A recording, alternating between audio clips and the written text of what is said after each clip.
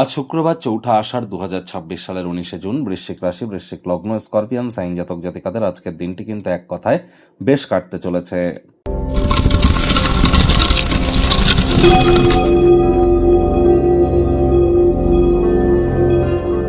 ভিডিওটির শুরুতেই আপনাদের সকলকে রাজযোগ চ্যানেলের তরফ থেকে জামাই ষষ্ঠীর শুভহার্দিক শুভেচ্ছা ও অভিনন্দন রইল।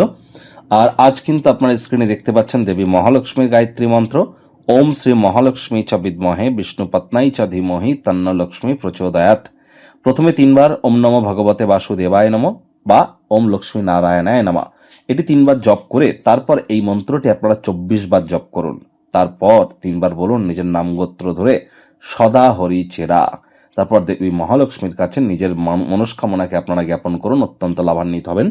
যারা বিবাহিত মহিলা আছেন তারা আজ অবশ্যই নিরামিষ খান এবং সন্ধেবেলার সময় স্নান আদি সেরে সাদা, লাল বা হলুদ রঙের কোনো বস্ত্র পরিধান করে, পরিষ্কার বস্ত্র পরিধান করে আপনারা লক্ষ্মীর ঘটের সামনে বসে লক্ষ্মীর পাঁচালি পড়ুন। তবে তার আগে দেবী লক্ষ্মীর মতো সাজুগুজু করতে যেন ভুলবেন না।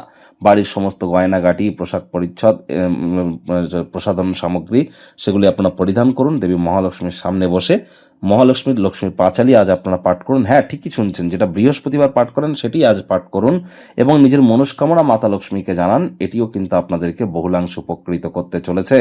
আজ স্নানের জলে হাফ কাপ কাঁচা দুধ অথবা 1 ছিপি গোলাপ জল অথবা 3-4 ফোঁটা আতর বা ইত্যাদি দিয়ে স্নান করবেন। আপনাদের আকর্ষণ করার ক্ষমতা, আপনার লাইফের রোম্যান্স এবং হ্যাপিনেসের মাত্রা নিশ্চিতভাবে বৃদ্ধি পাবে। ভাগ্য মিটার আজ আপনাদের বলছে 8 আউট অফ 10। ভাগ্য আপনাদের অনুকূলেই থাকবে। কায়িক পরিশ্রম হলেও শরীর মনে সতেজতা এবং তরতাজাই আপনারা অনুভব করবেন। দীর্ঘদিনের পুরনো রোগশোক, অসুস্থতা থেকে আজ মুক্তি প্রাপ্তি করবার দিন, পরিত্রাণ প্রাপ্তি করবার দিন। আজকের দিনটিতে আপনারা খুবই সক্রিয় এবং চট্টপট্ট থাকতে চলেছেন। শরীর মনের পূর্ণ সমর্থন আপনারা প্রাপ্তি করবেন।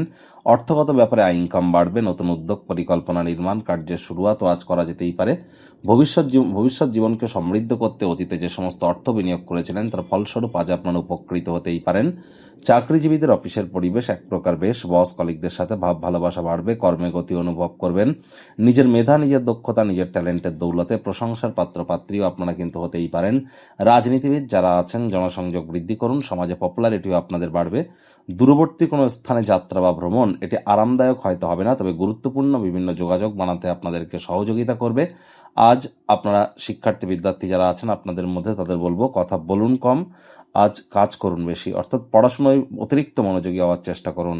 উচ্চশিক্ষার জন্য যারা বিদেশ যাত্রার কথা ভাবছিলেন প্রচেষ্টা জারি রাখুন।